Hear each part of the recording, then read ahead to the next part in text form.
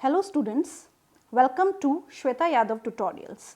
Please like and subscribe my channel and hit bell icon for more updates. Last video में हमने 4 important life processes के बारे में पढ़ा। तो सबसे पहले उसको एक बार रिवाइज कर लेते हैं, क्विक रिवीजन कर लेते हैं। तो what is life process? The basic function performed by living organism to maintain और sustain their life on earth is known as life process. यानी कि जीवन को जीने के लिए जिन प्रोसेसेस की आवश्यकता होती है बॉडी को, वो प्रोसेसेस कहलाते हैं लाइफ प्रोसेसेस। उसमें 4 इंपॉर्टेंट लाइफ प्रोसेसेस हमने पढ़े। इंट्रोडक्शन हमने पढ़ा, nutrition, transportation, respiration and excretion. अगर कोई ऑर्गेनिज्म जिंदा है तो ये 4 लाइफ प्रोसेस तो करेगा ही। इसी के साथ साथ वो रिप्रोड्यूस भी करेगा, ग्रोथ भी करेगा, रिस्पॉन्स भी देगा किसी स्टिमुलाई के हिसाब से, और उसमें मॉलिक्यूलर मूवमेंट भी होगा। तो ये सारा इंट्रोडक्शन हमने कर लिया था। In this video we will discuss about the nutrition. The first life process which we will going to discuss is the nutrition, and we are discussing the life process nutrition. This is the topic of class 10th, a very important topic. Now, what is nutrition? Nutrition is the process of procuring and utilization of food. खाना खाना और उसको utilise करना ही nutrition कहलाता है। जो हमने खाना खाया है, ये जो खाना हम खाते हैं, इसमें बहुत सारी चीजें होती हैं जो कॉम्प्लेक्स फॉर्म में है। इस कॉम्प्लेक्स सब्सटेंस को सिंपल सब्सटेंस में कन्वर्ट करना जरूरी है। और जब तक ये सिंपल सब्सटेंसेस में कन्वर्ट नहीं होंगे, हमारी बॉडी इसको यूटिलाइज नहीं कर पाएगी। तो यहाँ पे हम पढ़ेंगे कि किस तरीके से हमारा डाइजेस्टिव सिस्टम कॉम्प्लेक्स सब्सटेंसेस को सिंपल सब्सटेंसेस में कन्वर्ट करके यूटिलाइज करता है। यूटिलाइज करना बहुत ज़रूरी है। खाना खाया किस लिए है? हमारे कोई ना कोई काम में आए। तो यहाँ पे हम पढ़ेंगे कि फूड एंड न्यूट्रिशन ये आपस में लिंक कैसे करते हैं। The food is one of the basic requirement of all living organism. जितने भी लिविंग ऑर्गेनिज्म धरती पे एग्जिस्ट करते हैं, उन सभी लिविंग ऑर्गेनिज्म की, चाहे वो यूनिसेल्ड हो, मल्टीसेल्ड हो, सभी की एक जरूरत है, दैट इज फूड। जैसे हम बोलते हैं ना बेसिक रिक्वायरमेंट में रोटी, कपड़ा, मकान, तो what is roti? Roti is the food. Basic requirement, हमें जीने के लिए सबसे ज्यादा जरूरी होता है फूड। अब यहाँ पे उस बेसिक रिक्वायरमेंट में फूड हमारे लिए क्यों जरूरी है? Food provide energy. खाना जो हम खाते हैं वो हमें अलग अलग काम करने के लिए एनर्जी प्रोवाइड करता है। किसी दिन फास्ट होता है, पूरे दिन हम खाना नहीं खाते, शाम को खाना खाते हैं, तो पूरे दिन बॉडी में लेथार्जी रहती है, कोई काम करने का मन नहीं करता, तो यानी कि बहुत सारी एक्टिविटी करने का बिल्कुल ही मन नहीं करता। उस एनर्जी को मेंटेन करने के लिए हम खाना खाते। तो सबसे पहला क्यों जरूरी है फूड? एनर्जी के लिए, ग्रोथ के लिए। फूड जरूरी है ग्रोथ के लिए। अगर एक बच्चे को न्यूट्रिशन प्रॉपर नहीं दिया जाएगा बचपन में, तो उसकी ग्रोथ नहीं हो सकती। आपने सुना भी होगा, मैल न्यूट्रिशन बच्चे होते हैं जिन बच्चों में प्रोटीन, कार्बोहाइड्रेट की डाइट प्रॉपरली नहीं दी जाती। उन बच्चों में क्वैशियोरकर एंड मरास्मस हो जाता है, यानी कि उन बच्चों की जो ग्रोथ है वो रुक जाती है, उनकी फिजिकल ग्रोथ रुक जाती है, उनकी मेंटल ग्रोथ रुक जाती है। तो एक बच्चे की, 1 से 3 साल का बच्चा हो या 1 साल का बच्चा हो या कोई एडल्ट ही क्यों ना हो, हम जैसा ही क्यों ना हो, सभी के लिए फूड जरूरी है। Next, maintenance of the body temperature. Body temperature को रेगुलेट करने के लिए भी फूड जरूरी है। रिपेयर ऑफ टिश्यूज, हमारी बॉडी के टिश्यूज को रिपेयर करने के लिए हमें सबसे ज़्यादा ज़रूरी है प्रोटीन डाइट को लेना, क्योंकि जो प्रोटीन डाइट है उससे हमारे टिश्यूज रिपेयर हो जाते हैं। अगर हमें कोई चोट लगी है तो नेचुरली हमें प्रोटीन डाइट ज़्यादा खानी चाहिए, और नॉर्मली भी टिश्यूज को रिपेयर करने के लिए फूड में प्रोटीन होना ज़रूरी है। तो सबसे पहले जब हम बात करते हैं फूड के न्यूट्रिएंट्स की, तो फूड के जो न्यूट्रिएंट्स हैं उसमें अगर हम बात करें तो 3 न्यूट्रिएंट हैं, carbohydrate, fat and proteins. 3 nutrients सबसे ज़्यादा ज़रूरी हैं हमारे लिए। अब ये जो कार्बोहाइड्रेट एंड फैट हैं ये एनर्जी गिविंग है, बहुत इंपॉर्टेंट बात है ये।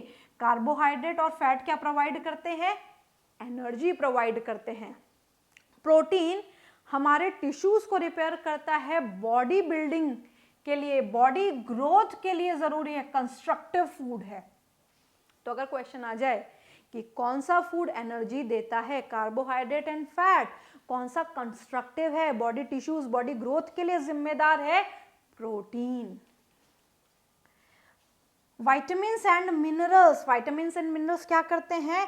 बायो रेगुलेटर्स होते हैं।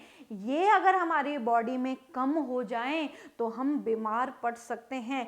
सो मिनरल्स एंड विटामिन्स जरूर है। जैसे आपने सुना भी होगा विटामिन ए डेफिशिएंसी से नाइट ब्लाइंडनेस, सी की डेफिशिएंसी से जो हमारी बॉडी में बहुत सारी मेल फंक्शनिंग हो सकती है, तो विटामिन सी हमारे लिए बहुत ज़रूरी है। Vitamin C, vitamin B, vitamin A, vitamin K, ये होने बहुत ज़रूरी है हमारे लिए। इवन मिनरल्स का होना भी बहुत ज़रूरी है। जो मिनरल्स हैं उनकी डेफिशिएंसी से या मिनरल्स ज़्यादा होने से भी हमें दिक्कत आ जाती है। तो हमारे फूड में मिनरल्स और विटामिन्स होने ज़रूरी हैं। वाटर, वाटर भी सबसे ज़्यादा ज़रूरी है। The water plays an important role in metabolic processes and prevents dehydration of the body. सबसे पहली बात तो जो पानी है हमें डिहाइड्रेट होने से बचाता है। अगर हम पानी न पिए तो हमारी बॉडी में डिहाइड्रेशन हो सकती है, तो उससे बचाता है। साथ ही साथ हमारी जो बॉडी है उसमें हजारों सेल्स हैं, उन सभी सेल में लगातार एक के बाद एक रिएक्शन चलते रहते हैं। इन रिएक्शंस को हम बोलते हैं मेटाबॉलिक रिएक्शन। तो इन रिएक्शन को चलाने में सबसे ज़्यादा ज़रूरी क्या होता है? वाटर। तो हमारी बॉडी में चलने वाले जितने भी मेटाबॉलिक रिएक्शन, मेटाबॉलिक प्रोसेसेस हैं, उनके लिए सबसे ज़्यादा ज़रूरी होता है पानी। तो पानी इज़ वेरी इंपॉर्टेंट। तो हमने यहाँ क्या पढ़ा कि carbohydrates, fats, protein, vitamins, mineral, water, ये हमारे लिए क्यों ज़रूरी हैं। नेक्स्ट हम बात करते हैं फूड में क्या मिलते हैं हमें फूड से हमें मिलते हैं न्यूट्रिएंट्स। और ये न्यूट्रिएंट्स 2 टाइप के होते हैं, मैक्रोन्यूट्रिएंट्स एंड माइक्रोन्यूट्रिएंट्स। तो फूड जो हम खाते हैं उसमें होते हैं न्यूट्रिएंट्स, उसमें मैक्रोन्यूट्रिएंट्स एंड माइक्रो। अब वाई मैक्रो? जो हमें मोर क्वांटिटी में चाहिए, ज्यादा चाहिए, which are required in larger or the more quantity. Micronutrient which are required in lesser quantity, जिसको हम ट्रेसर क्वांटिटी भी बोल सकते हैं, ट्रेसर एलिमेंट्स भी इनको बोलते हैं, ज़्यादा और कम। ये क्यों है? जो मैक्रोन्यूट्रिएंट्स हैं ये हमारी बॉडी की डेली रिक्वायरमेंट के लिए हमें चाहिए, एनर्जी के लिए चाहिए, कंस्ट्रक्टिव या टिश्यू की ग्रोथ के लिए हमें चाहिए। तो वो कौन है? Carbohydrate, fats and proteins. और वहीं जो माइक्रो, जो हमें कम मात्रा में चाहिए, उसमें है विटामिन्स एंड मिनरल्स। तो यहाँ पे फूड का होना हमारे लिए क्यों जरूरी है? क्योंकि एक ज्यादा चाहिए और एक कम चाहिए। क्यों चाहिए ये भी हम पढ़ चुके हैं। अब मोड ऑफ न्यूट्रिशन की हम बात कर लेते हैं। मोड ऑफ न्यूट्रिशन में सबसे पहले हम बात करते हैं कि किस किस मोड से एक ऑर्गेनिज्म अपना न्यूट्रिशन लेता है। ये बहुत बहुत इंपॉर्टेंट टॉपिक है। तो हम ये कह सकते हैं कि यहाँ से हमारा एक बहुत इंपॉर्टेंट पार्ट शुरू हो जाता है इस चैप्टर का। तो सबसे पहले हम बात करते हैं ऑटोट्रॉफिक न्यूट्रिशन की, मोड ऑफ न्यूट्रिशन में, और फिर हम बात करेंगे हेटेरोट्रॉफिक न्यूट्रिशन की। ऑटोट्रॉफिक न्यूट्रिशन वो न्यूट्रिशन है जिसमें ऑर्गेनिज्म अपना फूड खुद प्रिपेयर करता है। तो ऑटो का मतलब होता है सेल्फ, ऑटो का मतलब होता है सेल्फ, और हेटेरो का मतलब होता है अदर। यानी कि ऑटोट्रॉफ ऑर्गेनिजम्स वो ऑर्गेनिजम्स होते हैं जो अपना फूड खुद बनाते हैं। तो यहाँ पे बहुत सारी छोटी छोटी टर्म्स हैं जो अलग अलग हैं। तो यहाँ पे ऑटोट्रॉफिक न्यूट्रिशन में कौन आएंगे? ऑटोट्रॉफ्स।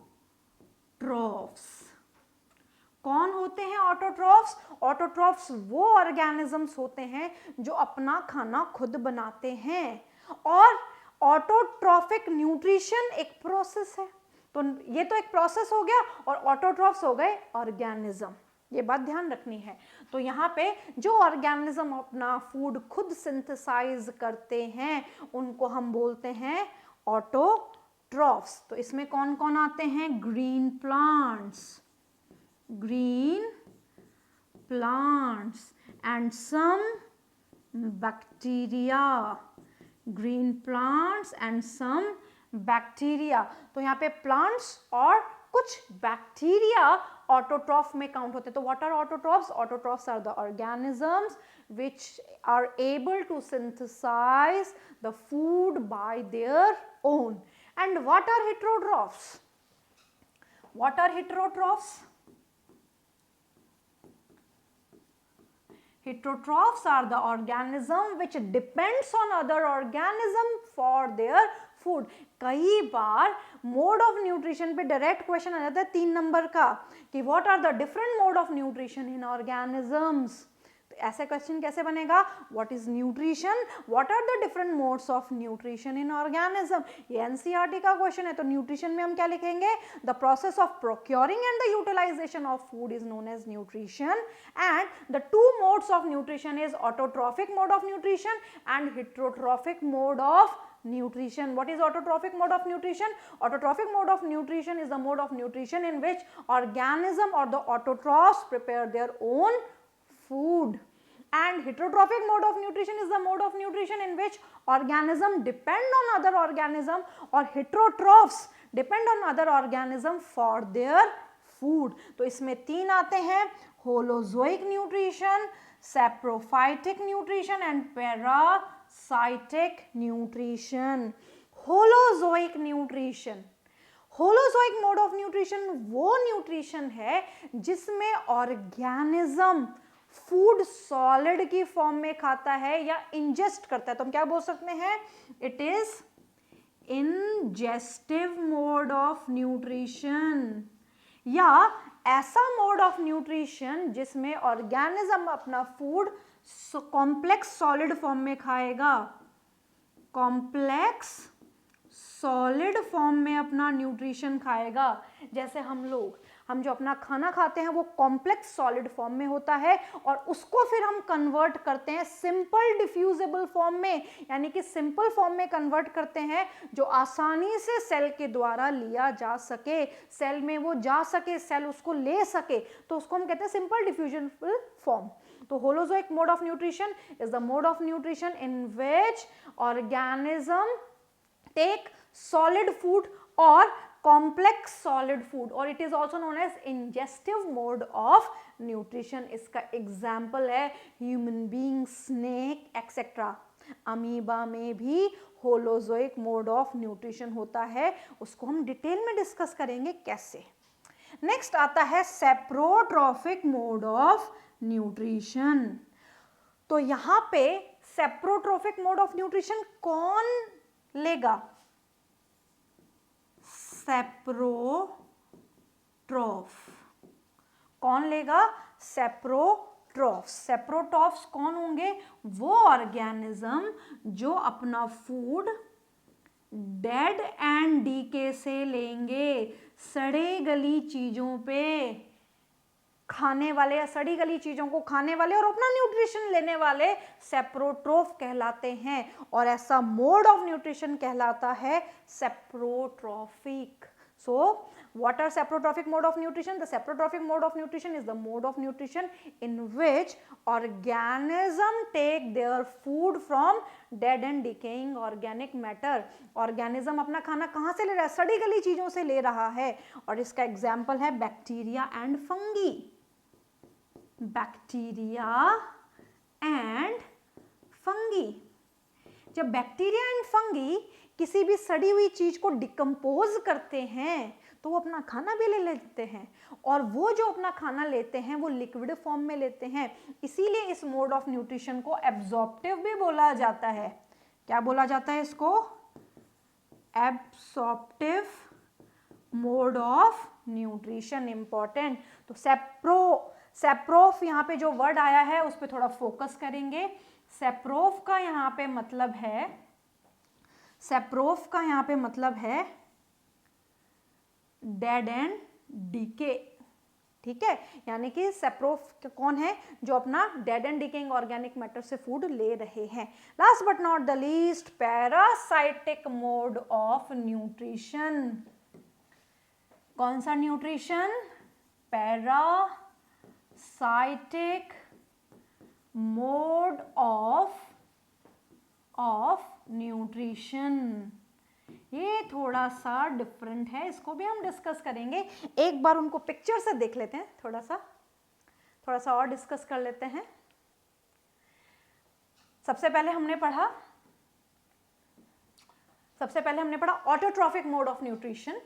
और ऑटोट्रॉफिक मोड ऑफ न्यूट्रिशन में क्या पढ़ेंगे हम? It is the process by which organism take in simple inorganic substance from outside and use them to synthesize organic molecules। ये थोड़ा सा और डिफरेंट चीज यहाँ पे आ गई है। तो यहाँ पे हम क्या देखेंगे कि ग्रीन प्लांट्स, यहाँ पे पूरा इसको देख लेते हैं कि जो ग्रीन प्लांट्स है और कुछ बैक्टीरियाज जो हैं ये ऑटोट्रॉफिक मोड ऑफ न्यूट्रिशन को फॉलो करते हैं। ये करते क्या है, जो प्लांट्स हैं ये अपना खाना कैसे बना रहे हैं, ये बाहर से ले रहे हैं इनऑर्गेनिक मटेरियल या सब्सटेंस को, और ये इनऑर्गेनिक और मटेरियल और सब्सटेंसेस को कैसे ले रहे हैं? ये है प्लांट की रूट, ये है लीव्स, ये प्लांट की रूट और ये है प्लांट की लीव्स। तो यहाँ पे हमने क्या देखा कि जो रूट है यहाँ से ये ले लेंगे वाटर और कुछ मिनरल्स भी, और जो लीफ है इससे ले लेंगे कार्बन डाइऑक्साइड। तो वाटर एंड कार्बन डाइऑक्साइड क्या हो गया? वाटर एंड कार्बन डाइऑक्साइड हो गया इनऑर्गेनिक रॉ मटेरियल या इनऑर्गेनिक सब्सटेंस। और फिर इस इनऑर्गेनिक सब्सटेंस को यूटिलाइज करके इसको बना देंगे ऑर्गेनिक सब्सटेंस। तो हम इक्वेशन लिख सकते हैं, कार्बन डाइऑक्साइड को लेंगे, वाटर को लेंगे और इसको ऑर्गेनिक सब्सटेंस में कन्वर्ट कर देंगे, यानी कि फोटोसिंथेसिस। प्लांट्स का अगर हम कॉमनली देखें ऑटोट्रॉफिक मोड ऑफ न्यूट्रिशन में एक एग्जांपल हम क्या लेंगे? फोटोसिंथेसिस। तो ये है inorganic raw material, inorganic substance, और ये बन गया ऑर्गेनिक सब्सटेंस। इसको ऑर्गेनिक क्यों बोला? क्योंकि ये प्लांट की पत्ती में बना है, इसलिए इसको ऑर्गेनिक बोला। तो इनऑर्गेनिक को लेके ऑर्गेनिक में कन्वर्ट कर देना और convert into stored form of energy, और फिर इसको एनर्जी की तरह स्टोर कर लेना। प्लांट इसको स्टोर कर लेते हैं स्टार्च की फॉर्म में, और जब भी जरूरत पड़ती है इसको यूटिलाइज कर लेते हैं। इसके बाद का जो मोड ऑफ न्यूट्रिशन है हेटेरोट्रॉफिक मोड ऑफ न्यूट्रिशन, इसको हम आगे फिर से डिटेल में डिस्कस करेंगे नेक्स्ट वीडियो में।